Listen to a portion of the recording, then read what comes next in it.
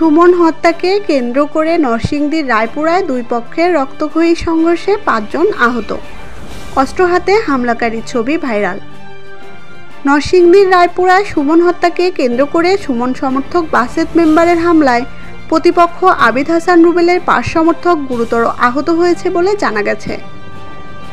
এ সময় হামলাকারীরা বন্দুক, পিস্তল ও দেশীয় অস্ত্রশস্ত্র নিয়ে প্রতিপক্ষ সমর্থকদের উপর হামলা চালায়। শনিবার সন্ধ্যায় উপজেলার মেথিকান্দা এলাকায় ভাইস চেয়ারম্যান প্রার্থী আবিদ হাসান রুবেল ও তার বাবা হযরত আলী ওরফে হরজুর উপর সুমন সমর্থক লিয়াকত আলী ওরফে লইক্কা মিস্ত্রির ছেলে উপজেলা জাতীয় পার্টির সাবেক সাধারণ সম্পাদক বাসেত মেম্বারের নেতৃত্বে এ হামলার ঘটনা ঘটে। এ সময় সুমনের এক সমর্থক পিস্তল হাতে নিয়ে প্রতিপক্ষের উপর গুলি ছুড়তে দেখা যায়। পরে এ ভিডিও সামাজিক যোগাযোগ মাধ্যমে ভাইরাল হয়। এ ঘটনায় গুলিবদ্ধ হয়ে বকুল মিয়া নামে একজন স্থানীয় স্বাস্থ্য কমপ্লেক্সে চিকিৎসা নেন। লিয়াকত আলী ওরফে লইক্কা মিস্ত্রির ছেলে বাসেত মেম্বারের নেতৃত্বে এ গুলি ছোড়া হয় বলে জানা যায়।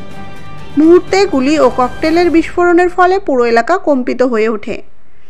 পরে পুলিশ খবর পেয়ে দ্রুত ঘটনাস্থলে গিয়ে পরিস্থিতি নিয়ন্ত্রণে আনে।